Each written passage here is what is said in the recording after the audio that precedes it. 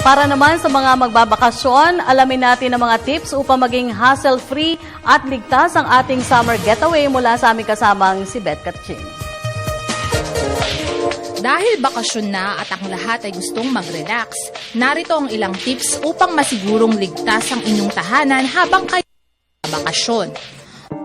Una, ibigay ang impresyon na kayo ay nasa bahay. I-cancel muna ang inyong subscription sa dyaryo. Mapapansin kasi ng mga kawatan kung maiipon ito. Pangalawang tip, gawin pa rin ang inyong pang-araw-araw na ginagawa. Gumamit ng timer sa inyong ilaw o di kaya ay iwang bukas ang ilang window shades para magbigay ng impresyon na may tao sa loob ng bahay. Kung may kotseng normally ay nakapark sa inyong garahe, makiusap sa kapitbahay na i-park ang kanyang sasakyan sa inyong garahe. Pangatlo, huwag ipamalita na kayo ay magbabakasyon.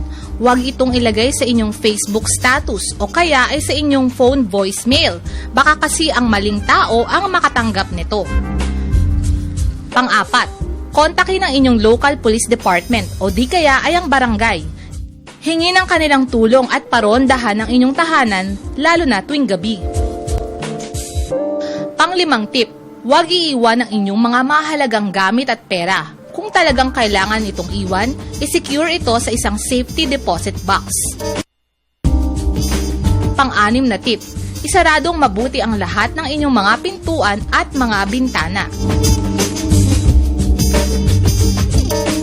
Pang-pito at ikahuling tip, hingin ang tulong ng inyong kapitbahay na maging mapagmasid sa inyong bahay at i-report agad sa inyo kung may mapapansin siyang kawatan na balak manamantala. Iyan ay ilan lamang sa mga safety tips para sa inyong tahanan ngayong bakasyon. Sa pamamagitan ng mga tips na ito, siguradong worry-free ang inyong bakasyon. Para sa Telebisyon ng Bayan, Elizabeth Katchin.